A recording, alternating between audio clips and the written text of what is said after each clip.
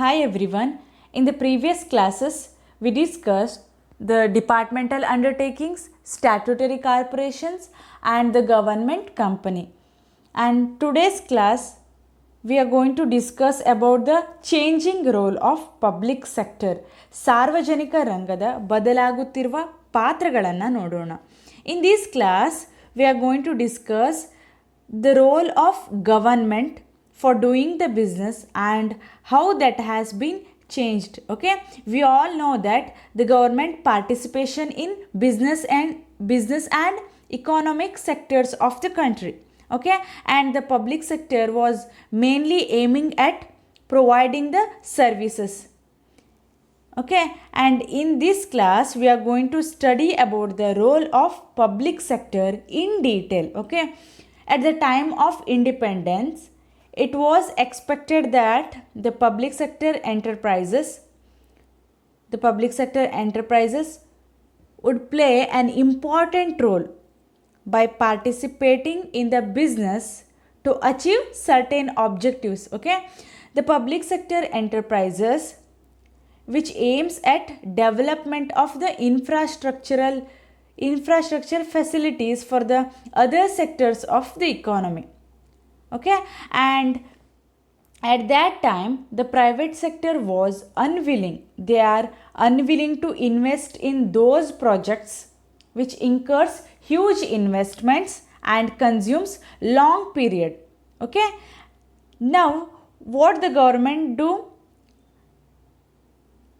At this time the private sector was unwilling to invest in the projects which required heavy investment. Therefore the government then took itself for the development of infrastructural facilities to the economy and to provide the goods and services which are essential for the economy. Okay, and after the introduction of the 5-year plans, in the initial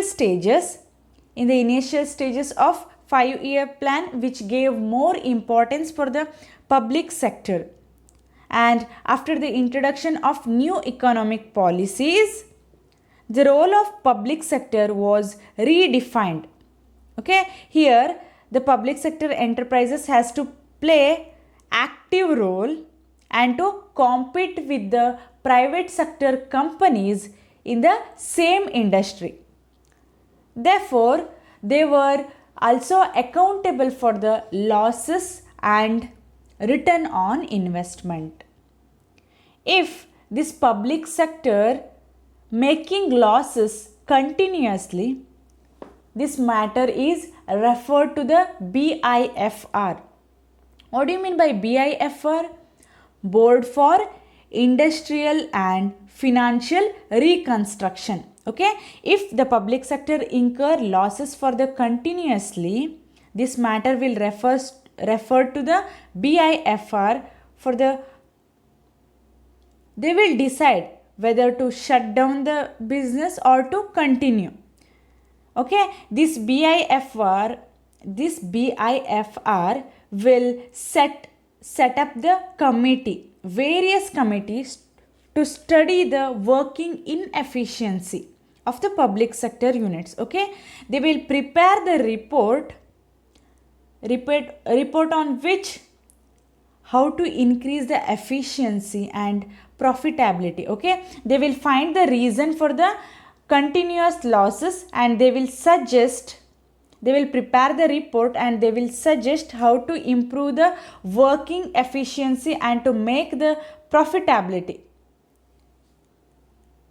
Here the Board for Industrial and Financial Reconstruction, okay, it plays a major role because if the public sector running under the losses or making the losses continuously, this matter is referred to the BIFR board and they will arrange or set up the committee, and this committee will study the working inefficiency of these public sector units and they will suggest how to improve the managerial efficiency and profitability of these public sector undertakings. ಈ ಸಾರ್ವಜನಿಕ ಉದ್ದಿಮೆಗಳೇನಿವೆ ಸ್ವಾತಂತ್ರ್ಯದ ಸಮಯದಲ್ಲಿ ಬಹುಮುಖ್ಯ ಪಾತ್ರವನ್ನು ವಹಿಸ್ತವೆ. ಹೇಗೆ ವಹಿಸ್ತವೆ ಅಂತ ಹೇಳಿದ್ರೆ, ವ್ಯವಹಾರಗಳಲ್ಲಿ ನೇರವಾಗಿ ಕಾರ್ಯನಿರ್ವಹಿಸ್ತವೆ ಹಾಗೂ ತುಂಬ ವೇಗವಾಗಿ ಕಾರ್ಯನಿರ್ವಹಿಸುವುದರ ಮೂಲಕ ಇವು ಸ್ವಾತಂತ್ರ್ಯದ ಸಮಯದಲ್ಲಿ ಬಹುಮುಖ್ಯ ಪಾತ್ರವನ್ನು ವಹಿಸ್ತವೆ. ಹಾಗೂ ಸಾರ್ವಜನಿಕ ರಂಗವು ಅರ್ಥವ್ಯವಸ್ಥೆಯಲ್ಲಿ ಇತರ ಇಲಾಖೆಗಳಿಗೆ ಮೂಲಭೂತ ಸೌಕರ್ಯಗಳನ್ನು ಒದಗಿಸುವಲ್ಲಿ ಯಶಸ್ವಿಯಾಗ್ತವೆ. ಹಾಗೂ ಖಾಸಗಿ ರಂಗದ ಉದ್ಯಮಗಳೇನಿವೆ ಇವು ಅತಿ ಹೆಚ್ಚು ಬಂಡವಾಳ ಅವಶ್ಯಕತೆ ಇರುವಂತಹ ಹಾಗೂ ದೀರ್ಘಕಾಲವನ್ನು ತೆಗೆದುಕೊಳ್ಳುವಂತಹ ಯೋಜನೆಗಳಿಗೆ ಹಣವನ್ನು ಹೂಡಿಕೆ ಮಾಡಲು ನಿರಾಕರಿಸಿದ್ದರಿಂದ ಸರ್ಕಾರ ಏನು ಮಾಡ್ತದೆ, ಮೂಲಭೂತ ಸೌಕರ್ಯಗಳನ್ನು ಒದಗಿಸಲು ಹಾಗೂ ಅತಿ ಅವಶ್ಯಕವಾಗಿರುವ ವಸ್ತುಗಳನ್ನು ಅಥವಾ ಸರಕು ಹಾಗೂ ಸೇವೆಗಳನ್ನು ಪೂರೈಕೆ ಮಾಡುವ ಕಾರ್ಯವನ್ನು ತಾನೇ ಕೈಗೆ ತೆಗೆದುಕೊಳ್ತವೆ.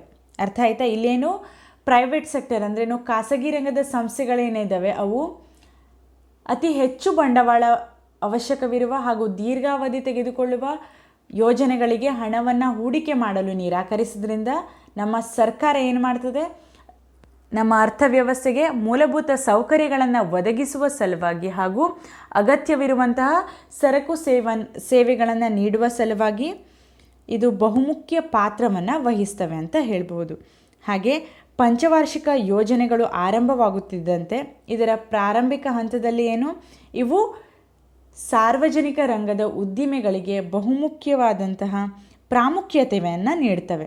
ಹಾಗೆ ಹೊಸ ಆರ್ಥಿಕ ನೀತಿಯಿಂದಾಗಿ ಏನಾಗ್ತದೆ, ಈ ಸಾರ್ವಜನಿಕ ರಂಗದ ಅಥವಾ ಸಾರ್ವಜನಿಕ ಉದ್ದಿಮೆಗಳ ಪಾತ್ರವು ಏನಾಗ್ತದೆ, ಮರು ವ್ಯಾಖ್ಯಾನಿಸಲಾಗ್ತವೆ. ಇವು ಕ್ರಿಯಾಶೀಲವಾಗಿ ಭಾಗವಹಿಸಬೇಕು ಹಾಗೂ ಅದೇ ಕೈಗಾರಿಕೆಗಳಲ್ಲಿರುವಂತಹ ಖಾಸಗಿ ರಂಗದ ಉದ್ದಿಮೆಗಳೊಂದಿಗೆ ಸ್ಪರ್ಧೆಯನ್ನು ಮಾಡಬೇಕು ಅಂಥೇಳಿ ನಿರ್ಧರಿಸಲಾಗ್ತದೆ. ಹಾಗೂ ಅದರಲ್ಲಿ ಸಂಭವಿಸುವ ಏನೇ ನಷ್ಟಗಳು ಇದ್ದರೂ ಕೂಡ ಹಾಗೂ ಹೂಡಿಕೆಯ ಮೇಲಿನ ಪ್ರತಿಫಲಕ್ಕೆ ಯಾರು ಉತ್ತರದಾಯಿಯಾಗಿರ್ತವೆ, ಈ ಸಾರ್ವಜನಿಕ ವಲಯವೇ ಉತ್ತರದಾಯಿತ್ವವನ್ನು ಹೊಂದಿರ್ತವೆ. ಹಾಗೂ ಈ ಸಾರ್ವಜನಿಕ ವಲಯವು ನಿರಂತರವಾಗಿ ನಷ್ಟವನ್ನು ಅನುಭವಿಸ್ತಾ ಇದ್ದರೆ ಅಥವಾ ಕಾರ್ಯಚಟುವಟಿಕೆಗಳಲ್ಲಿ ನಿರಂತರವಾಗಿ ನಷ್ಟವನ್ನು ಎದುರಿಸ್ತಿದ್ರೆ ಇದನ್ನು BIFR ಅಂತ ಹೇಳಿದ್ರೆ ಏನು ಅಂತ ಹೇಳಿದೆ ನಾನು, board for industrial and financial reconstruction, ಇದನ್ನು ನಾವು ಕೈಗಾರಿಕಾ ಮತ್ತು ಹಣಕಾಸಿನ ಪುನರ್ನಿರ್ಮಾಣ ಮಂಡಳಿ, ಈ ಮಂಡಳಿಗೆ ತಿಳಿಸಲಾಗ್ತವೆ. ಈಗ ಸಾರ್ವಜನಿಕ ವಲಯ ನಿರಂತರವಾಗಿ ನಷ್ಟವನ್ನು ಎದುರಿಸ್ತಿದ್ರೆ ಈ ಕೈಗಾರಿಕಾ ಮತ್ತು ಹಣಕಾಸಿನ ಪುನರ್ನಿರ್ಮಾಣ ಮಂಡಳಿಗೆ ತಿಳಿಸಲಾಗ್ತವೆ. ಇವು ಒಂದು ಕಮಿಟಿಯನ್ನು ರಚನೆ ಮಾಡ್ತವೆ. ಈ ಕಮಿಟಿ ಏನು ಸ್ಟಡಿ ಮಾಡ್ತದೆ ಅಂತ ಹೇಳಿದ್ರೆ, ಈ ಕಮಿಟಿ ಹೇಗೆ ವಿಫಲ ಆಯಿತು, ಹೇಗೆ ನಷ್ಟವನ್ನು ಎದುರಿಸ್ತಿದೆ ಅಂತ ಹೇಳೋದ್ರ ಬಗ್ಗೆ ಅಧ್ಯಯನವನ್ನು ನಡೆಸಿ ಈ ಸಾರ್ವಜನಿಕ ವಲಯದ ವ್ಯವಸ್ಥಾಪನೆಗೆ ಬೇಕಾಗಿರುವಂಥ ಕಾರ್ಯಕ್ಷಮತೆ ಹಾಗೂ ಲಾಭದಾಯಕತೆಯನ್ನು ಪಡೆದು ಹೇಗೆ ಸುಧಾರಿಸಬೇಕು ಎಂಬುದರ ಬಗ್ಗೆ ವರದಿಯನ್ನು ನೀಡುತ್ತವೆ. ಇದಕ್ಕಾಗಿ ವಿವಿಧ ಸಮಿತಿಗಳನ್ನು ಈ ಕೈಗಾರಿಕಾ ಹಾಗೂ ಹಣಕಾಸಿನ ಪುನರ್ನಿರ್ಮಾಣ ಮಂಡಳಿ ರಚಿಸ್ತವೆ ಅಂತ ಹೇಳ್ಬೋದು. And now will see the role of public sector one by one. The first one is development of infrastructure, ಮೂಲಭೂತ ಸೌಕರ್ಯಗಳ ಅಭಿವೃದ್ಧಿ. Industrialization is very important for the country. Okay, if there is a development of industry, it results in the increase in the employment opportunities. Okay, if the industry develops, what happens? The number of employment opportunities created. Okay, it increases the standard of living of the people. Okay, if the industry increases, what happens? Employment also increases, through which the standard of living of the people increases. Okay, and the infrastructure is very important for the growth of the country. The infrastructure plays a vital role. But in the pre-independence period, basic infrastructure was not much developed. Okay, therefore what happens? Industrialization progressed at a very slow phase. Okay, what happens? in the pre-independence period, there is no development of the industry, and the process of industrialization cannot be sustained without adequate transportation and communication facilities, fuel and energy, and other basic and heavy industries. These private sector enterprises not shown any initiative to invest in the heavy industries. Okay, here we discussed the private sector was unwilling to invest on those projects which incurs heavy investments, and they did not have trained personnel or finances to immediately establish what? Heavy industries, which was a requirement of the economy, because the private sector enterprises are not much interested to invest on those projects which incurs huge investment, and they did not have the trained employees or trained personnel, or they did not have the much finances immediately to start the industries, okay, which is the requirement for the economy. Therefore, it is possible with the government. It was only the government which could mobilize huge capital, coordinate industrial construction, and train technicians and workforce.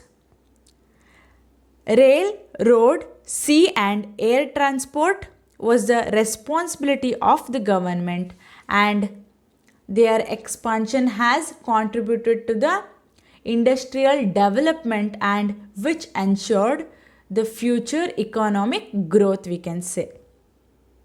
Here, the government took responsibility for the development of infrastructure and industrialization, okay, which in turn ensured future economic growth. The investments made by the government in the following areas are: first one is give infrastructure to the core sector, which requires huge capital investment, complex and upgraded technology, big and effective organization structure like steel plants, power generation plants, civil aviation, railways, petroleum, state trading, coal, etc. And the next one is give lead in investment to the core sector where private sector enterprises are not functioning in the desired direction, like fertilizer, pharmaceuticals, petrochemicals, newsprint, medium and heavy engineering. And the last one is give direction to the future investments like hotels, project management, consultancies, textiles and automobiles, etc. It is the area of investment made by the public sector enterprises. Okay, this is what about the development of infrastructure. ಮೂಲಭೂತ ಸೌಕರ್ಯಗಳ ಅಭಿವೃದ್ಧಿ. ಕೈಗಾರಿಕೆಗಳ ಅಭಿವೃದ್ಧಿ ಆಗಬೇಕು ಅಂತ ಹೇಳಿದ್ರೇನು ಮೂಲಭೂತ ಸೌಕರ್ಯಗಳ ಅಭಿವೃದ್ಧಿನೂ ಕೂಡ ಆಗಬೇಕು. ಮೂಲಭೂತ ಸೌಕರ್ಯಗಳು ಎಲ್ಲಿ ಸರಿಯಾಗಿರ್ತವೆಯೋ ಅಲ್ಲಿ ಏನು ಕೈಗಾರಿಕೆಗಳ ಅಭಿವೃದ್ಧಿ ತನ್ನಿಂದ ತಾನೇ ಆಗ್ತದೆ ಅಂತ ಹೇಳ್ಬೋದು. ಹಾಗೆ ಈಗ ಇಂಡಸ್ಟ್ರಿಗಳು ಅಂತ ಹೇಳಿದ್ರೆ ಕೈಗಾರಿಕೆಗಳು ಬೆಳವಣಿಗೆ ಆಗ್ತಾ ಇದ್ದಾಗೆ ಏನಾಗ್ತದೆ, ಅಲ್ಲಿ ಹೆಚ್ಚಿನ ಉದ್ಯೋಗ ಅವಕಾಶಗಳು ಹೆಚ್ಚಾಗ್ತವೆ. ಇದರಿಂದಾಗಿ ಏನಾಗ್ತವೆ, ಜನರಿಗೆ ಆದಾಯವನ್ನು ಪಡೆಯಲು ಈ ಉದ್ಯೋಗಗಳಿಗೆ ಜನರು ಸೇರ್ಕೊಳ್ತಾರೆ. ಹೀಗಾಗಿ ನಮ್ಮ ಎಕಾನಮಿ, ನಮ್ಮ ಅರ್ಥವ್ಯವಸ್ಥೆ ಸುಧಾರಿಸ್ತವೆ ಅಂತ ಹೇಳ್ಬೋದು. ಹೀಗೆ ಇಂಡಸ್ಟ್ರಿಯಲೈಸೇಷನ್ ಅಂತ ಹೇಳಿದ್ರೇನು ಕೈಗಾರಿಕೆಗಳ ಬೆಳವಣಿಗೆಗೆ ಮೂಲಭೂತ ಸೌಕರ್ಯಗಳು ಅತಿ ಅವಶ್ಯಕವಾಗಿವೆ. ಸ್ವಾತಂತ್ರ್ಯದ ಪೂರ್ವದ ಅವಧಿಯಲ್ಲಿ ಏನಾಗಿತ್ತು, ಕೈಗಾರಿಕೆಗಳ ಬೆಳವಣಿಗೆ ಆಗಲಿಲ್ಲ. ಯಾಕೆ ಅಂತ ಹೇಳಿದ್ರೆ ಅಲ್ಲಿ ಮೂಲಭೂತ ಸೌಕರ್ಯಗಳ ಕೊರತೆಯಿಂದಾಗಿ, ಮೂಲಭೂತ ಸೌಕರ್ಯಗಳು ಅಭಿವೃದ್ಧಿ ಇಲ್ಲದೇ ಇರುವುದರಿಂದ ಏನಾಗ್ತದೆ, ಕೈಗಾರಿಕೆಗಳ ಬೆಳವಣಿಗೆ ಅಥವಾ ಕೈಗಾರಿಕೀಕರಣ ಅತಿ ನಿಧಾನಗತಿಯಲ್ಲಿ ಸಾಗ್ತವೆ. ಹಾಗೂ ಈ ಪ್ರಕ್ರಿಯೆಯನ್ನು ಸಾಕಷ್ಟು ಪ್ರಮಾಣದ ಸಾರಿಗೆ ಮತ್ತು ಸಂವಹನ ಸೇವೆಗಳು, ಇಂಧನ ಮತ್ತು ಶಕ್ತಿ ಮೂಲ ಮತ್ತು ಭಾರೀ ಕೈಗಾರಿಕೆಗಳಿಲ್ಲದೆ ಕೈಗೊಳ್ಳಲು ಸಾಧ್ಯವಾಗ್ತಿರಲಿಲ್ಲ. ಹಾಗೆ ಖಾಸಗಿ ರಂಗದ ಉದ್ಯಮಿಗಳು ಏನಾಗಿವೆ, ಖಾಸಗಿ ರಂಗವು ಅತಿ ಹೆಚ್ಚು ಬಂಡವಾಳವನ್ನು ಹೂಡಿಕೆಯನ್ನು ಮಾಡುವಂತಹ ಉದ್ಯಮಿಗಳಿಗೆ ಏನಾಗ್ತವೆ, ಇಂತಹ ಯೋಜನೆಗಳಿಗೆ ಹಣವನ್ನು ಹೂಡಿಕೆ ಮಾಡಲು ನಿರಾಕರಿಸ್ತವೆ. ಯಾಕೆ ಅಂತ ಹೇಳಿದ್ರೆ ಅವರ ಹತ್ರ ಖಾಸಗಿ ರಂಗದವ್ರ ಹತ್ರ ಹೂಡಿಕೆ ಮಾಡಲು ಹೆಚ್ಚಿನ ಹಣ ಇರ್ತಿರಲಿಲ್ಲ. ಹಾಗೂ ಈ ಭಾರಿ ಪ್ರಮಾಣದ ಕೈಗಾರಿಕೆಗಳನ್ನು ಸ್ಥಾಪನೆ ಮಾಡಲು ಬೇಕಾಗಿರುವಂತಹ ತರಬೇತಿದಾರರನ್ನು ಅಥವಾ ಸಿಬ್ಬಂದಿಗಳನ್ನಾಗಲಿ ಅಥವಾ ಹಣಕಾಸನ್ನು ಒದಗಿಸಲು ಅವರಿಗೆ ಶಕ್ತಿ ಇರಲಿಲ್ಲ. ಹಾಗಾಗಿಯೇನು ಸರ್ಕಾರಕ್ಕೆ ಮಾತ್ರ ಬಂತು ಆ ಶಕ್ತಿ. ಸರ್ಕಾರ ಮಾತ್ರವೇ ಹೆಚ್ಚು ಬಂಡವಾಳವನ್ನು ಕ್ರೋಢೀಕರಿಸಿ ಕೈಗಾರಿಕಾ ನಿರ್ಮಾಣದ ಸಮನ್ವಯತೆಯನ್ನು ಉಂಟು ಮಾಡಲು ಮತ್ತು ಅದಕ್ಕೆ ಬೇಕಾದ ಟ್ರೈನೀಸ್ ಅಂತ ಹೇಳಿದ್ರೇನು, ತಾಂತ್ರಿಕ ನಿಪುಣರನ್ನು ಹಾಗೂ ಕಾರ್ಯಪಡೆಯನ್ನು ತರಬೇತಿಗೊಳಿಸಲು ಸಾಧ್ಯವಾಯಿತು. ಹಾಗಾಗಿ ರೈಲು, ರಸ್ತೆ, ಸಮುದ್ರ ಮತ್ತು ವಾಯು ಸಾರಿಗೆಗಳು ಸರ್ಕಾರದ ಜವಾಬ್ದಾರಿಯಲ್ಲಿ ಬಂದವು. ಹಾಗೂ ಅವುಗಳ ವಿಸ್ತರಣೆಯು ಕೈಗಾರಿಕೆಗಳ ಅಭಿವೃದ್ಧಿಯ ವೇಗಕ್ಕೆ ಕೊಡುಗೆ ನೀಡುತ್ತವೆ ಮತ್ತು ಭವಿಷ್ಯದ ಆರ್ಥಿಕ ಬೆಳವಣಿಗೆಯನ್ನು ದೃಢಪಡಿಸ್ತವೆ. ಸಾರ್ವಜನಿಕ ವಲಯಗಳು ಕೆಲವೊಂದು ಕ್ಷೇತ್ರಗಳಲ್ಲಿ ನಿರ್ವಹಣೆಯನ್ನು ಮಾಡಲಿಕ್ಕೆ ಹೂಡಿಕೆಯನ್ನು ಈ ರೀತಿ ಮಾಡಬೇಕಾಗ್ತದೆ. ಕೆಲವೊಂದು ಕಾರ್ಯಕ್ಷೇತ್ರಗಳಲ್ಲಿ ಸಾರ್ವಜನಿಕದ ಉದ್ದಿಮೆಗಳು ಹೂಡಿಕೆಯನ್ನು ಮಾಡ್ತವೆ. ಅವು ಯಾವುದಂತ ಹೇಳಿದ್ರೆ, ಒಂದು, ಆದ್ಯತಾ ವಲಯದಲ್ಲಿ ಬೃಹತ್ ಬಂಡವಾಳ ಹೂಡಿಕೆ, ಸಂಕೀರ್ಣ ಮತ್ತು ಸುಧಾರಿತ ತಂತ್ರಜ್ಞಾನ, ದೊಡ್ಡ ಮತ್ತು ಪರಿಣಾಮಕಾರಿಯಾದ ಸಂಘಟನೆಯ ರಚನೆಗಳಾದ ಉಕ್ಕು ಸ್ಥಾವರಗಳು, ಶಕ್ತಿ ಉತ್ಪಾದನಾ ಸ್ಥಾವರಗಳು, ನಾಗರಿಕ ವಿಮಾನಯಾನ, ರೈಲ್ವೆ, ಪೆಟ್ರೋಲಿಯಂ, ರಾಜ್ಯ ವ್ಯಾಪಾರ, ಕಲ್ಲಿದ್ದಲು ಮೊದಲಾದವುಗಳಿಗೆ ಸಂಬಂಧಿಸಿದಂತೆ ಅವಶ್ಯಕವಾದಂತಹ ಮೂಲ ಸೌಕರ್ಯಗಳನ್ನು ಒದಗಿಸುವುದು. ನೆಕ್ಸ್ಟ್, ಖಾಸಗಿ ರಂಗದ ಉದ್ದಿಮೆಗಳು ಅಪೇಕ್ಷಿತ ಮಾರ್ಗದಲ್ಲಿ ಕಾರ್ಯನಿರ್ವಹಿಸದ ಆದ್ಯತಾ ವಲಯದ ಕೈಗಾರಿಕೆಗಳಾದ ಈ ಖಾಸಗಿ ರಂಗದ ಉದ್ದಿಮೆಗಳು ಎಲ್ಲಿ ಕಾರ್ಯನಿರ್ವಹಿಸುವುದಿಲ್ವೋ ಆ ಕ್ಷೇತ್ರಗಳಲ್ಲಿ ಹೆಚ್ಚಿನ ಹೂಡಿಕೆ ಆಗ್ತವೆ. ಯಾವುದು ಅಂತ ಹೇಳಿದ್ರೆ, ರಸಗೊಬ್ಬರ ತಯಾರಿಕೆ, ಔಷಧಿ ಉತ್ಪಾದನೆ, ಪೆಟ್ರೋಕೆಮಿಕಲ್ಸ್, ವಾರ್ತಾಪತ್ರಿಕೆಗಳ ಮುದ್ರಣ, ಕಾಗದ, ಮಧ್ಯಮ ಮತ್ತು ಭಾರೀ ಇಂಜಿನಿಯರಿಂಗ್ ಕೈಗಾರಿಕೆಗಳಲ್ಲಿ ಹೂಡಿಕೆ. ಹಾಗೂ ಹೋಟೆಲ್ ಉದ್ಯಮ, ಯೋಜನಾ ನಿರ್ವಹಣೆ, ಸಲಹೆ ನೀಡುವುದು, ಜವಳಿ ಉದ್ಯಮ, ಆಟೋಮೊಬೈಲ್ ಕೈಗಾರಿಕೆಗಳಿಗೆ ಸಂಬಂಧಿಸಿದಂತೆ ಭವಿಷ್ಯದ ಹೂಡಿಕೆಗೆ ನಿರ್ದೇಶನವನ್ನು ನೀಡುವುದು. ಇದು ಪಬ್ಲಿಕ್ ಸೆಕ್ಟರ್ ಅಂದರೆ ಸಾರ್ವಜನಿಕ ರಂಗದ ಉದ್ದಿಮೆಗಳ ಬಹುಮುಖ್ಯ ಪಾತ್ರ ಎಲ್ಲಿ ಮೂಲಭೂತ ಸೌಕರ್ಯಗಳನ್ನು ಅಭಿವೃದ್ಧಿ ಮಾಡುವಲ್ಲಿ. And the next one is regional balance, ಪ್ರಾದೇಶಿಕ ಸಮತೋಲನ. The government is responsible for developing all regions and states in a balanced way and removing the regional disparities. ಹಾಗಂತ ಹೇಳಿದ್ರೇನು, ನಮ್ಮ ಸರ್ಕಾರ ಎಲ್ಲ ಪ್ರದೇಶಗಳು ಮತ್ತು ರಾಜ್ಯಗಳನ್ನು ಅಭಿವೃದ್ಧಿಗೊಳಿಸುವ ಮೂಲಕ ಪ್ರಾದೇಶಿಕ ಅಸಮಾನತೆಯನ್ನು ನಿವಾರಿಸಬೇಕಾದ ಜವಾಬ್ದಾರಿಯನ್ನು ಹೊಂದಿತ್ತು. A country is a combination of different region and different resources. Everywhere the same resources are not available. Okay, some areas are having much resources or plenty of resources, and it suggests that the industries are located in such areas where the raw materials and requirements are completely available.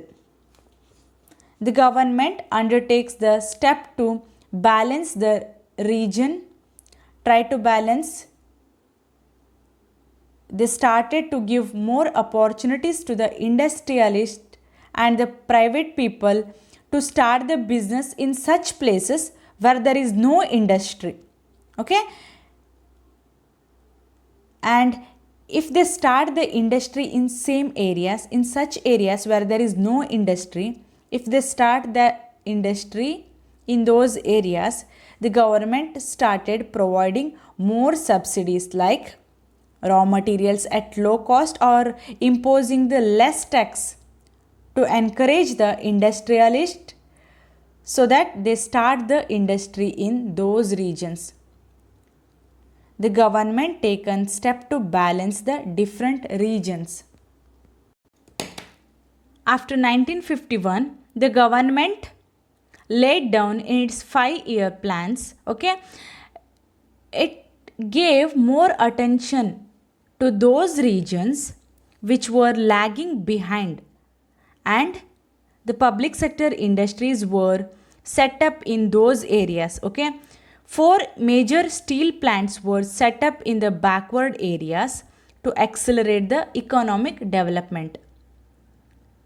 The industries were established in the backward regions, so to provide the employment opportunities to the workforce of those areas and develop ancillary industries. And the development of backward regions so as to ensure a regional balance in the country is one of the major objectives of planned development. Therefore, the government had to locate new enterprises in backward areas and at the same time to prevent mushrooming growth of the private sector units in already advanced areas. ದೇಶದಲ್ಲಿ ನಾವು ಬೇರೆ ಬೇರೆ ಕಡೆ ವಿಭಿನ್ನವಾದ ಸಂಪನ್ಮೂಲವನ್ನು ನೋಡಬಹುದು. ಹಾಗೆ ಎಲ್ಲ ಪ್ರದೇಶಗಳಲ್ಲಿ ಎಲ್ಲ ಸಂಪನ್ಮೂಲಗಳು ಒದಗುವುದಿಲ್ಲ ಅಂತ ಹೇಳಿದ್ರೇನು, ಕೆಲವೊಂದು ಕಡೆ ಸಂಪನ್ಮೂಲಗಳು ಹೆಚ್ಚಾಗಿ ದೊರೆಯುತ್ತವೆ ಹಾಗೂ ಕೆಲವೊಂದು ಕಡೆ ಕಡಿಮೆ ದೊರೆಯುತ್ತವೆ. ಹಾಗೆ ಕೈಗಾರಿಕೆಗಳು ಎಲ್ಲಿ ಸ್ಥಾಪನೆ ಆಗಬೇಕು ಅಂತ ಹೇಳಿದ್ರೆ, ಯಾವ ಪ್ರದೇಶಗಳು ಹಿಂದುಳಿದಿದೆಯೋ ಅಂತಹ ಪ್ರದೇಶಗಳಲ್ಲಿ ಈ ನಮ್ಮ ಕೈಗಾರಿಕೆಗಳನ್ನು ಸ್ಥಾಪಿಸಬೇಕು ಅಂತ ನಮ್ಮ ಸರ್ಕಾರ ಕೆಲವೊಂದು ಪ್ರೈವೇಟ್ ಪೀಪಲ್ ಅಥವಾ ಖಾಸಗಿ ರಂಗದ ಉದ್ದಿಮೆಗಳಿಗೆ ಅಥವಾ ಕೈಗಾರಿಕಾ ಉದ್ಯಮಿಗಳಿಗೆ ತಿಳಿಸಲಾಗ್ತವೆ. ಎಲ್ಲಿ ಹಿಂದುಳಿದ ಪ್ರದೇಶಗಳಿವೆಯೋ ಅಲ್ಲಿ ಕೈಗಾರಿಕೆಗಳನ್ನು ಸ್ಥಾಪಿಸಬೇಕು, ಹಾಗೆ ಅಲ್ಲಿಯ ಜನರಿಗೆ ಉದ್ಯೋಗ ಅವಕಾಶಗಳನ್ನು ಪೂರೈಸಬೇಕು ಎನ್ನುವ ನಿಲುವನ್ನು ಹೊಂದಿರ್ತವೆ. ಹೀಗಾಗಿ ಕೆಲವೊಂದು ಸಬ್ಸಿಡಿಯನ್ನು ಕೊಡ್ತದೆ ನಮ್ಮ ಸರ್ಕಾರ. ಏನು, ಕೆಲವು ವಸ್ತುಗಳನ್ನು ಕಡಿಮೆ ಅಥವಾ ಲೆಸ್ ಟ್ಯಾಕ್ಸ್, ಯಾವ ಹಿಂದುಳಿದ ಪ್ರದೇಶಗಳಲ್ಲಿ ಕೈಗಾರಿಕೆಯನ್ನು ಯಾವ ಕೈಗಾರಿಕಾ ಉದ್ಯಮಿಗಳು ಪ್ರಾರಂಭ ಮಾಡ್ತವೆಯೋ ಅಂಥವರಿಗೆ ನಮ್ಮ ಸರ್ಕಾರ ಏನು ಸಬ್ಸಿಡಿಯನ್ನು ಕೊಡ್ತದೆ. ಏನು ಅಂತ ಹೇಳಿದ್ರೆ, ಕಚ್ಚಾ ವಸ್ತುಗಳನ್ನು ಕಡಿಮೆ ಬೆಲೆಯಲ್ಲಿ ಹಾಗೂ ಅಂತಹ ಕೈಗಾರಿಕೆಗಳಿಗೆ ಏನು ಕಡಿಮೆ ತೆರಿಗೆಯನ್ನು ವಸೂಲಿ ಮಾಡ್ತವೆ. ಸರ್ಕಾರ ಪ್ರಾದೇಶಿಕ ಸಮತೋಲನವನ್ನು ಹೊಂದುವ ಗುರಿಯನ್ನು ಹೊಂದಿತ್ತು.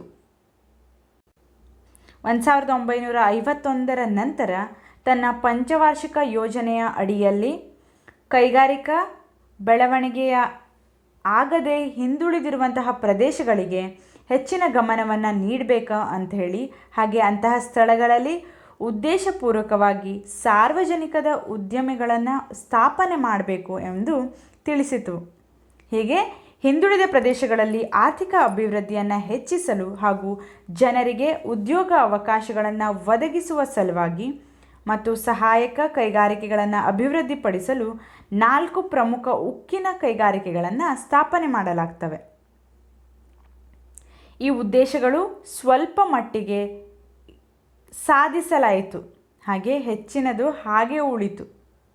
ಈ ಹಿಂದುಳಿದ ಪ್ರದೇಶಗಳ ಅಭಿವೃದ್ಧಿ ಕೈಗೊಳ್ಳುವುದರ ಮೂಲಕ ದೇಶದಲ್ಲಿ ಪ್ರಾದೇಶಿಕ ಸಮತೋಲನವನ್ನು ಕಾಪಾಡುವುದು ಯೋಜಿತ ಅಭಿವೃದ್ಧಿಯ ಬಹುಮುಖ್ಯ ಉದ್ದೇಶವಾಗಿರುತ್ತವೆ. ಹಾಗೂ ಸರ್ಕಾರ ಹಿಂದುಳಿದ ಪ್ರದೇಶಗಳಲ್ಲಿ ಹೊಸ ಕೈಗಾರಿಕೆಗಳನ್ನು ಸ್ಥಾಪಿಸುವುದರ ಜೊತೆಗೆ ಮುಂದುವರೆದ ಪ್ರದೇಶಗಳಲ್ಲಿ ಈಗಾಗಲೇ ನಾಯಿ ಕೊಡೆಗಳಂತೆ ತಲೆ ಎತ್ತುತ್ತಿರುವ ಖಾಸಗಿ ವಲಯದ ಉದ್ದಿಮೆಗಳ ಬೆಳವಣಿಗೆಯನ್ನು ನಿಯಂತ್ರಿಸಬೇಕಾಯಿತು. ಇವು ಏನು, ನಮ್ಮ ಸರ್ಕಾರ ಹಿಂದುಳಿದ ಪ್ರದೇಶಗಳಲ್ಲಿ ಕೈಗಾರಿಕೆಗಳನ್ನು ಬೆಳವಣಿಗೆ ಮಾಡಬೇಕು, ಹಾಗೆ ಈಗಾಗಲೇ ಮುಂದುವರೆದ ಪ್ರದೇಶಗಳಲ್ಲಿ ಬೆಳೆಯುತ್ತಿರುವಂತಹ ಖಾಸಗಿ ವಲಯದ ಉದ್ದಿಮೆಗಳನ್ನು ನಿಯಂತ್ರಿಸಬೇಕಾಯಿತು. ಹೀಗೆ ಪ್ರಾದೇಶಿಕ ಸಮತೋಲನವನ್ನು ಗಳಿಸುವುದರ ಜೊತೆಗೆ ತಮ್ಮ ಕಾರ್ಯಚಟುವಟಿಕೆಗಳನ್ನು ಸಾಧನೆ ಮಾಡುವಲ್ಲಿ ಸರ್ಕಾರ ಬಹುಮುಖ್ಯ ಪಾತ್ರವನ್ನು ವಹಿಸ್ತವೆ. And the next one is economies of scale, ಬೃಹತ್ ಪ್ರಮಾಣದ ಮಿತವ್ಯಯಗಳು. Economies of scale in the sense to make the savings. Here When the goods are produced in the large quantity, it reduces the cost of production. Therefore, the government encouraged the business enterprises to produce on the large scale, okay, where the large scale industries are required to set up with the huge capital, okay. The large scale industries required large capital requirements or huge capital investments. The public sector had to set up in to take advantages of economies of scale. Electric power plants, natural gas, petroleum and telephone industries are some example of public sector setting up large scale units. ಎಲ್ಲಿ ಅಪಾರ ಪ್ರಮಾಣದ ಬಂಡವಾಳದಿಂದ ದೊಡ್ಡ ಪ್ರಮಾಣದ ಉದ್ದಿಮೆಗಳನ್ನು ಸ್ಥಾಪಿಸಬೇಕಾದ ಅಗತ್ಯವಿರುತ್ತವೆಯೋ, ಅಥವಾ ಎಲ್ಲಿ ದೊಡ್ಡ ಪ್ರಮಾಣದ ಬಂಡವಾಳದೊಂದಿಗೆ ದೊಡ್ಡ ಪ್ರಮಾಣದ ಉದ್ದಿಮೆಗಳನ್ನು ಸ್ಥಾಪಿಸಬೇಕಾಗ್ತವೆಯೋ ಅಂತಹ ಸ್ಥಳಗಳಲ್ಲಿ ಏನಾಗ್ತವೆ, ಬೃಹತ್ ಪ್ರಮಾಣದ ಮಿತವ್ಯಯಗಳ ಪ್ರಯೋಜನವನ್ನು ಪಡೆಯಲು ಸಾರ್ವಜನಿಕ ವಲಯವೇ ಪ್ರವೇಶಿಸಬೇಕಾಯಿತು. ವಿದ್ಯುತ್ ಶಕ್ತಿ ಉತ್ಪಾದನಾ ಸ್ಥಾವರ, ನೈಸರ್ಗಿಕ ಅನಿಲ, ಪೆಟ್ರೋಲಿಯಂ ಮತ್ತು ದೂರವಾಣಿ ಕೈಗಾರಿಕೆಗಳು ಸಾರ್ವಜನಿಕ ವಲಯದಲ್ಲಿ ಸ್ಥಾಪನೆಯಾಗಿರುವ ದೊಡ್ಡ ಪ್ರಮಾಣದ ಕೈಗಾರಿಕೆಗಳಾಗಿವೆ. ಈ ಕೈಗಾರಿಕೆಗಳೇನಿದ್ದಾವೆ ಅವು ಆರ್ಥಿಕವಾಗಿ ಕಾರ್ಯವನ್ನು ನಿರ್ವಹಿಸಲು ವಿಶಾಲವಾದ ಅಡಿಪಾಯದ ಅವಶ್ಯಕತೆ ಇದ್ದು, ಅದು ಸರ್ಕಾರದ ಸಂಪನ್ಮೂಲಗಳು ಹಾಗೂ ಬೃಹತ್ ಪ್ರಮಾಣದ ಉತ್ಪಾದನೆಯ ಮೂಲಕ ಮಾತ್ರ ಸಾಧ್ಯವಾಗ್ತವೆ. ಎಲ್ಲಿ ಬೃಹತ್ ಪ್ರಮಾಣದ ಉತ್ಪಾದನೆ ಆಗ್ತವೋ ಅಲ್ಲಿ ಏನು ಬೃಹತ್ ಪ್ರಮಾಣದ ಮಿತವ್ಯಯ ಆಗ್ತವೆ. ಬೃಹತ್ ಪ್ರಮಾಣದ ಬಂಡವಾಳದೊಂದಿಗೆ ಪ್ರಾರಂಭವಾದ ದೊಡ್ಡ ಪ್ರಮಾಣದ ಉದ್ದಿಮೆಗಳು ಏನು ಮಾಡ್ತವೆ, ಬೃಹತ್ ಪ್ರಮಾಣದಲ್ಲಿ ಉತ್ಪಾದನೆಯನ್ನು ಮಾಡಲು ಮುಂದಾಗ್ತವೆ. ಇದರಿಂದ ಏನು ಮಿತವ್ಯಯಗಳು ಉಂಟಾಗ್ತವೆ ಅಂತ ಹೇಳಿದ್ರೇನು, ಬೃಹತ್ ಪ್ರಮಾಣದ ಮಿತವ್ಯಯಗಳು ಸಾಧ್ಯವಾಗ್ತವೆ.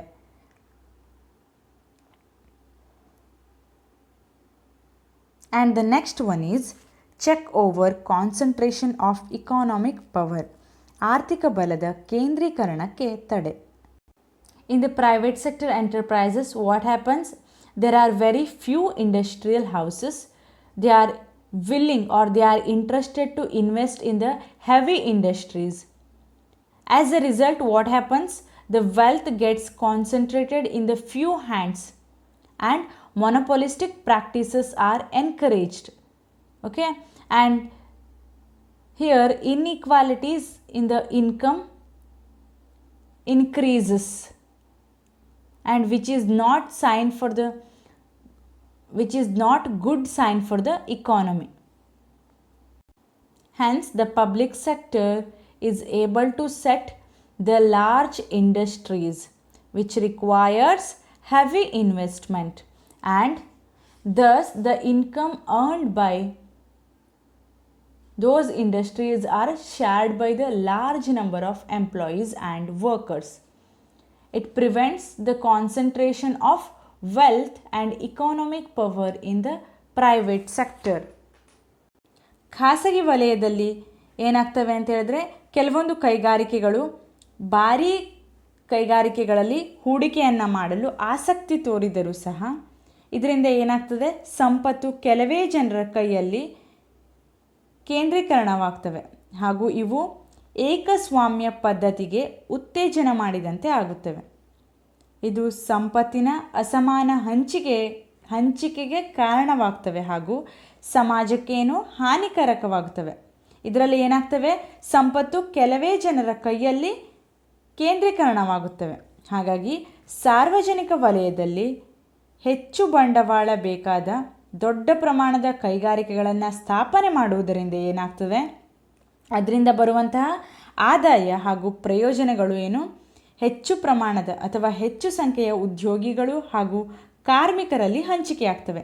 ಈ ದೊಡ್ಡ ಪ್ರಮಾಣದ ಕೈಗಾರಿಕೆಗಳನ್ನು ಸಾರ್ವಜನಿಕ ವಲಯದಲ್ಲಿ ಸ್ಥಾಪನೆ ಮಾಡುವುದರಿಂದ ಏನಾಗ್ತವೆ, ಅವು ಗಳಿಸುವಂತಹ ಆದಾಯ ಹಾಗೂ ಪ್ರಯೋಜನಗಳೇನು ಹೆಚ್ಚು ಪ್ರಮಾಣದ ಅಥವಾ ಹೆಚ್ಚು ಸಂಖ್ಯೆಯ ಉದ್ಯೋಗಿಗಳಿಗೆ ಹಾಗೂ ಕಾರ್ಮಿಕರಲ್ಲಿ ಹಂಚಿಕೆಯಾಗ್ತವೆ. ಇದು ಸಂಪತ್ತು ಮತ್ತು ಆರ್ಥಿಕ ಬಲವು ಖಾಸಗಿ ವಲಯದಲ್ಲಿ ಕೇಂದ್ರೀಕರಣಗೊಳ್ಳುವುದನ್ನು ನಿಯಂತ್ರಿಸ್ತವೆ. ಸಾರ್ವಜನಿಕ ವಲಯವು ಖಾಸಗಿ ವಲಯವನ್ನು ನಿಯಂತ್ರಿಸುವ ಸಾಧನವಾಗುತ್ತವೆ. The next point is import substitution, ಆಮದು ಪರ್ಯಾಯ. Here the government started thinking that if we go on importing the goods, that is purchasing the goods from other country, import increases. What happens with that? Our money will flow to another country. Therefore, we need to start export. Okay, it means what? Their money will come into our country, and the government started to encourage the people to come up with the goods, that is substitution for the imports. If we limit our import, the flow of our currency will be reduced.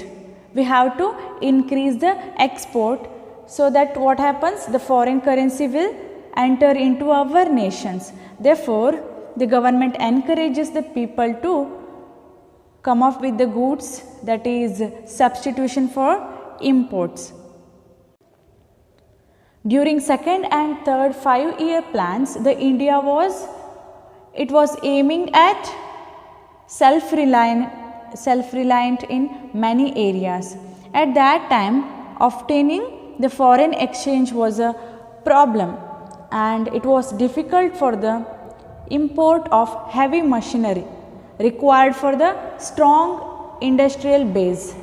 At that time, public sector companies involved in heavy engineering, which would help in import substitution, were established. Okay, simultaneously what happens? The STC and MMTC companies, which comes under the public sector company, okay, they have played a major role in the expansion of exports in the country. ಆಮದು ಪರ್ಯಾಯ. ಸರ್ಕಾರ ಏನು ಯೋಚನೆ ಮಾಡ್ತಿತ್ತು? ಸರ್ಕಾರ ಆಮದನ್ನು ಕಡಿಮೆ ಮಾಡಬೇಕು. ಆಮದು ಅಂತ ಹೇಳಿದ್ರೇನು? ಬೇರೆ ದೇಶಗಳಿಂದ ಖರೀದಿಯನ್ನು ಮಾಡುವುದು. ಇದರಿಂದ ಏನಾಗ್ತದೆ? ನಮ್ಮ ಹಣ ಬೇರೆ ದೇಶಕ್ಕೆ ಹೋಗ್ತದೆ. ಹೀಗಾಗಿ ಏನು ಮಾಡಬೇಕು? ನಾವು ರಫ್ತನ್ನು ಹೆಚ್ಚಿನದಾಗಿ ಮಾಡಬೇಕು. ಹಾಗಾಗಿ ಫಾರಿನ್ ಕರೆನ್ಸಿ, ವಿದೇಶಿ ಹಣ ಏನಿದೆ ಅವು ನಮ್ಮ ದೇಶಕ್ಕೆ ಬರ್ತವೆ ಅಂತ. ಹೀಗಾಗಿ ಗವರ್ಮೆಂಟ್ ಅಥವಾ ಸರ್ಕಾರ ಏನು? Export oriented. ಸರ್ಕಾರ ರಫ್ತು ಮಾಡುವಂತಹ ವಸ್ತುಗಳನ್ನು ಉತ್ಪಾದಿಸಲಿಕ್ಕೆ ಅಥವಾ ಸಬ್ಸ್ಟಿಟ್ಯೂಷನ್ ಫಾರ್ ಇಂಪೋರ್ಟ್ಸ್, ಆಮದು ಪರ್ಯಾಯ ವಸ್ತುಗಳನ್ನು ಉತ್ಪಾದನೆ ಮಾಡಲಿಕ್ಕೆ ಉತ್ತೇಜಿಸ್ತವೆ ನಮ್ಮ ಸರ್ಕಾರ. ನಾವು ಆಮದನ್ನು ಕಡಿಮೆ ಮಾಡೋದ್ರಿಂದ ಏನಾಗ್ತದೆ? ನಮ್ಮ ದೇಶದಲ್ಲಿರುವಂತಹ ಹಣ ಬೇರೆ ದೇಶಕ್ಕೆ ಹೋಗುವುದು ಕಡಿಮೆ ಆಗ್ತದೆ. ಈಗ ಎಕ್ಸ್ಪೋರ್ಟ್ ಇನ್ಕ್ರೀಸ್ ಮಾಡಿದರೆ ಅಂತ ಹೇಳಿದ್ರೇನು? ರಫ್ತನ್ನು ಹೆಚ್ಚಿನದಾಗಿ ಮಾಡಿದರೆ ಫಾರಿನ್ ಕರೆನ್ಸಿ, ವಿದೇಶಿ ಹಣ ಏನು ನಮ್ಮ ದೇಶಕ್ಕೆ ಬರುತ್ತವೆ. ಹಾಗೂ ಭಾರತ 2ನೇ ಮತ್ತು 3ನೇ ಪಂಚವಾರ್ಷಿಕ ಯೋಜನೆಯ ಅವಧಿಯಲ್ಲಿ ಏನು ಹೆಚ್ಚಿನ ಕಾರ್ಯಕ್ಷೇತ್ರಗಳಲ್ಲಿ ಸ್ವಾವಲಂಬನೆಯನ್ನು ಸಾಧಿಸಬೇಕು ಎನ್ನುವ ಗುರಿಯನ್ನು ಹೊಂದಿತ್ತು. ಹೀಗಾಗಿ ವಿದೇಶಿ ವಿನಿಮಯವನ್ನು ಪಡೆಯುವುದು ಈ ಸಮಯದಲ್ಲಿ ತೊಂದರೆಯಾಗಿತ್ತು. ಹಾಗೂ ಕೈಗಾರಿಕೆಯ ಅಭಿವೃದ್ಧಿಗೆ ಅಥವಾ ಭದ್ರ ಬುನಾದಿಗೆ ಅವಶ್ಯಕವಾದಂತಹ ಭಾರೀ ಯಂತ್ರೋಪಕರಣಗಳನ್ನು ಆಮದು ಮಾಡಿಕೊಳ್ಳುವುದು ಕಷ್ಟವಾಗ್ತವೆ. ಈ ಸಮಯದಲ್ಲಿ ಭಾರೀ ಇಂಜಿನಿಯರಿಂಗ್ ಉದ್ದಿಮೆಯನ್ನು ಸಾರ್ವಜನಿಕ ವಲಯದಲ್ಲಿ ಸ್ಥಾಪನೆ ಮಾಡಲಾಗಿರುವುದರಿಂದ ಸಾರ್ವಜನಿಕ ವಲಯದ ಕಂಪನಿಗಳಾದ STC ಹಾಗೂ MMTCಗಳು ದೇಶದ ರಫ್ತು ವ್ಯಾಪಾರವನ್ನು ವಿಸ್ತರಣೆ ಮಾಡಲು ಮಹತ್ವದ ಪಾತ್ರವನ್ನು ವಹಿಸ್ತವೆ.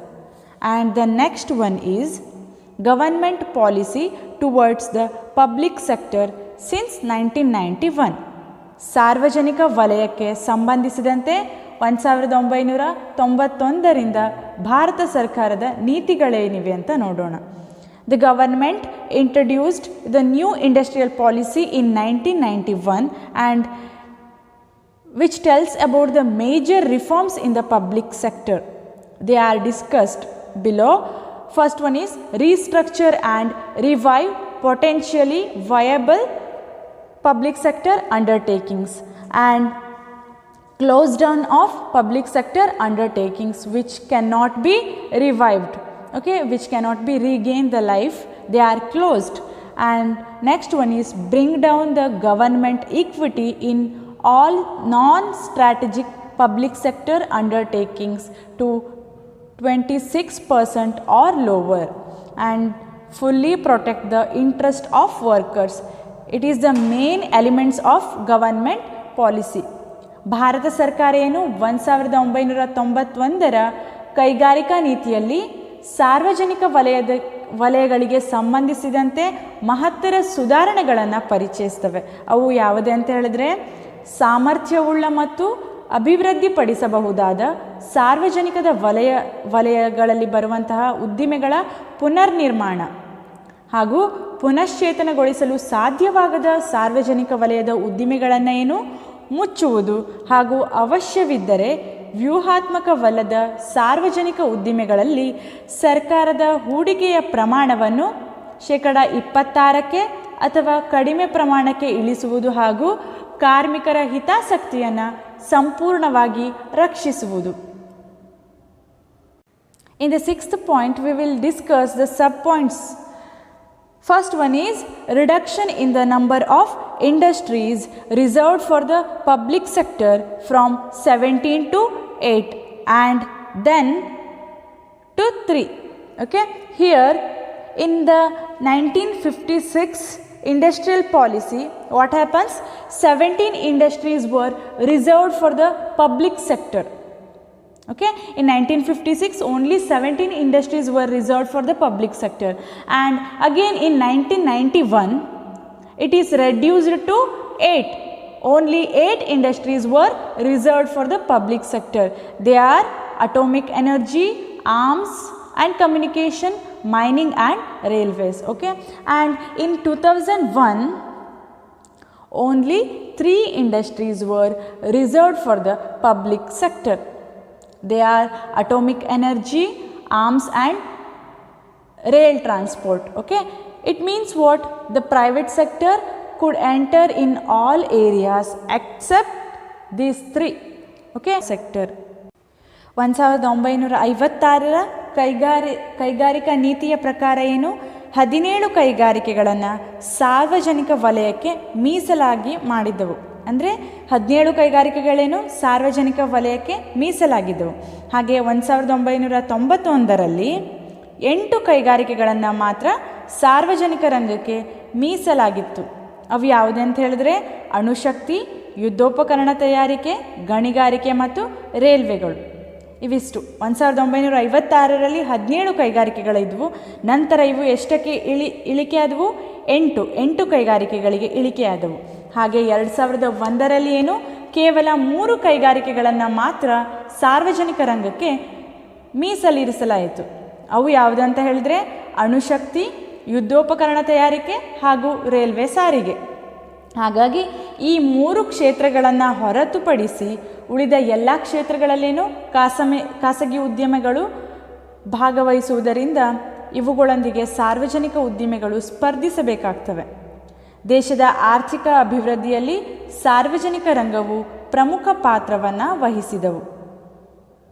And the next point is disinvestment of shares of a select set of public sector enterprises. ಆಯ್ದ ಸಾರ್ವಜನಿಕ ರಂಗದ ಉದ್ದಿಮೆಗಳಿಂದ ಹೂಡಿಕೆ ಹಿಂತೆಗೆತ. In government company what happens? 51% of the shares were reserved by the government. Okay, they started disinvestment. They taken their shares back and they are selling the shares to the private people. Government had taken a decision to withdraw from the industrial sector and reduce its equity in all undertakings. Here it was expected that this would lead to the improving managerial performance and ensuring the financial decisions. ಹೂಡಿಕೆ ಹಿಂತೆಗೆತವು ಸಾರ್ವಜನಿಕ ವಲಯದ ಉದ್ದಿಮೆಗಳ ಷೇರುಗಳನ್ನು ಏನು ಖಾಸಗಿ ರಂಗ ಹಾಗೂ ಸಾರ್ವಜನಿಕರಿಗೆ ಮಾರಾಟ ಮಾಡುವುದಾಗಿವೆ. ಈಗ ಕೈಗಾರಿಕಾ ವಲಯಗಳಲ್ಲಿ ಹೂಡಿಕೆ ಮಾಡಲಾಗದ ಬಂಡವಾಳವನ್ನು ಹಿಂತೆಗೆಯಲು ನಿರ್ಧರಿಸುವುದರಿಂದ ಏನಾಗ್ತದೆ? ಆರ್ಥಿಕ ಶಿಸ್ತು ಮತ್ತು ನಿರ್ವಹಣಾ ಸಾಮರ್ಥ್ಯ ಇವನ್ನು ಏನು ಆರ್ಥಿಕ ಶಿಸ್ತು ಹಾಗೂ ನಿರ್ವಹಣಾ ಸಾಮರ್ಥ್ಯವನ್ನು ಪಡಿಸಲಿಕ್ಕೆ ಸಾಧ್ಯವಾಗ್ತದೆ ಅಂತ ಸರ್ಕಾರ ನಿರ್ಧರಿಸ್ತವೆ. And the next one is policy regarding sick units to be the same as that for the private sector. ಖಾಸಗಿ ವಲಯದಂತೆಯೇ ರೋಗಗ್ರಸ್ತ ಉದ್ಯಮಗಳ ಬಗೆಗಿನ ನೀತಿಗಳು. Here the sick units means what? The business which are running under the loss. And all the public sector undertakings which are comes under the sick units, they are referred to the Board of Industrial and Financial Reconstruction. Okay, they go on into the detailed study. Okay, and they will start whether to revival the company or to close down. This board will analyze the reason for the sick units, okay, and they will suggest whether to revival of the company or to close down. Here many government companies are closed. What about the employees of that company? If the companies are closed, here a national renewal fund was set up to take care of the employees by providing compensation. Those who take voluntary retirement and many benefits given to the employees who were working in the sick units. ಖಾಸಗಿ ವಲಯದಂತೆಯೇ ರೋಗಗ್ರಸ್ತ ಉದ್ಯಮಗಳ ಬಗೆಗಿನ ನೀತಿಗಳು. ಇಲ್ಲಿ ರೋಗಗ್ರಸ್ತ ಉದ್ಯಮಗಳಂತ ಹೇಳಿದ್ರೆ ಏನು? ಯಾವ ಉದ್ಯಮಗಳು ನಿರಂತರವಾಗಿ ನಷ್ಟದಲ್ಲಿ ಸಾಗ್ತಾ ಇರ್ತವೆಯೋ ಅಂತಹ ಉದ್ಯಮಗಳನ್ನು ನಾವು ರೋಗಗ್ರಸ್ತ ಉದ್ಯಮಗಳು ಅಂತ ಕರಿತೀವಿ. ಎಲ್ಲ ರೋಗಗ್ರಸ್ತ ಸಾರ್ವಜನಿಕ ಉದ್ದಿಮೆಗಳು ಹಾಗೂ ಕೈಗಾರಿಕೆಗಳನ್ನು ಇವುಗಳನ್ನೇನು ಎಲ್ಲ ರೋಗಗ್ರಸ್ತ ಸಾರ್ವಜನಿಕ ಉದ್ದಿಮೆಗಳನ್ನು ಕೈಗಾರಿಕಾ ಮತ್ತು ಹಣಕಾಸು ಪುನಶ್ಚೇತನ ಮಂಡಳಿ ಇವು ಪರಿಶೀಲಿಸಿ ಈ ಉದ್ದಿಮೆಗಳನ್ನು ಏನು ಪುನಶ್ಚೇತನಗೊಳಿಸಬೇಕು ಅಥವಾ ಶಾಶ್ವತವಾಗಿ ಮುಚ್ಚಬೇಕು ಎನ್ನುವ ತೀರ್ಮಾನವನ್ನು ಕೈಗೊಳ್ಳುತ್ತವೆ. ಈ ಮಂಡಳಿ ಏನು ಈ ಉದ್ದಿಮೆಗಳನ್ನು ಪುನಶ್ಚೇತನಗೊಳಿಸಬೇಕು ಅಥವಾ ಶಾಶ್ವತವಾಗಿ ಮುಚ್ಚಬೇಕು ಎಂಬ ತೀರ್ಮಾನವನ್ನು ಕೈಗೊಳ್ಳುತ್ತವೆ. ಇದರಿಂದ ಏನು ತುಂಬ ಉದ್ಯಮಗಳು ಮುಚ್ಚಿ ಹೋಗ್ತವೆ. ಹೀಗಾಗಿ ಉದ್ಯಮಗಳು ಮುಚ್ಚಿ ಹೋದಾಗೆ ಅದರಲ್ಲಿ ಬಂದಂತಹ ನೌಕರರು ಏನು ಮಾಡಬೇಕು? ಮುಚ್ಚಲು ಶಿಫಾರಸು ಮಾಡಿರುವ ಉದ್ದಿಮೆಗಳ ಕಾರ್ಮಿಕರಿಂದ ಸಾಕಷ್ಟು ಪ್ರತಿರೋಧ ವ್ಯಕ್ತವಾಗ್ತವೆ. ಹಾಗೆ ಸ್ವಯಂ ನಿವೃತ್ತಿ ಬಯಸುವ ಕಾರ್ಮಿಕರಿಗೆ ಪರಿಹಾರ ನೀಡುವುದಕ್ಕಾಗಿ ಮತ್ತು ಉದ್ದಿಮೆಗಳ ಮುಚ್ಚುವಿಕೆಯಿಂದ ಉದ್ಯೋಗ ಕಳೆದುಕೊಳ್ಳುವ ಕಾರ್ಮಿಕರನ್ನು ಉಳಿಸಿಕೊಳ್ಳುವ ಅಥವಾ ಬೇರೆ ಕಡೆಗೆ ನಿಯೋಜಿಸುವ ಸಲುವಾಗಿ ರಾಷ್ಟ್ರೀಯ ಪುನಶ್ಚೇತನ ನಿಧಿಯನ್ನು ಸ್ಥಾಪಿಸಲಾಗಿವೆ. ಇಲ್ಲಿ ಏನು ಕಾರ್ಮಿಕರಿಗೆ ಯಾವುದೇ ರೀತಿಯ ಮೋಸವಾಗಬಾರ್ದು ಅಂತ ಅವರಿಗೆ ಪರಿಹಾರವನ್ನು ನೀಡುವುದಕ್ಕಾಗಿ ರಾಷ್ಟ್ರೀಯ ಪುನಶ್ಚೇತನ ನಿಧಿಯನ್ನು ಸ್ಥಾಪಿಸಲಾಗಿವೆ. ಇಲ್ಲಿ ಸ್ವಯಂ ನಿವೃತ್ತಿ ಬಯಸುವ ಕಾರ್ಮಿಕರಿಗೆ ಪರಿಹಾರ ನೀಡಲಾಗ್ತವೆ ಹಾಗೂ ಉದ್ಯೋಗ ಕಳೆದುಕೊಳ್ಳುವ ಕಾರ್ಮಿಕರನ್ನು ಉಳಿಸಿಕೊಳ್ಳಲು ಅಥವಾ ಅವರನ್ನು ಬೇರೆ ಕಡೆಗೆ ನಿಯೋಜಿಸುವ ಸಲುವಾಗಿ ಈ ರಾಷ್ಟ್ರೀಯ ಪುನಶ್ಚೇತನ ನಿಧಿಯನ್ನು ಸ್ಥಾಪನೆ ಮಾಡಲಾಗ್ತವೆ. And the last point is memorandum of understanding, ಒಡಂಬಡಿಕೆ ಪತ್ರ. Here under this system the public sector units were given a clear targets and operational autonomy for achieving those targets. Here what happens? The clear targets were given to the public sector and they have to follow or to achieve those targets. Okay, the memorandum of understanding was between the particular public sector units and their administrative ministries, defining their relationship and autonomy. ಒಡಂಬಡಿಕೆ ಪತ್ರ ಈ ವ್ಯವಸ್ಥೆಯ ಮೂಲಕ ಸಾರ್ವಜನಿಕ ಉದ್ದಿಮೆಗಳಿಗೇನು ಸ್ಪಷ್ಟ ಗುರಿಯನ್ನು ನೀಡಲಾಗ್ತವೆ ಹಾಗೂ ಈ ಸಾರ್ವಜನಿಕ ಉದ್ದಿಮೆಗಳೇನು ಈ ಗುರಿಯನ್ನು ಸಾಧಿಸಬೇಕು.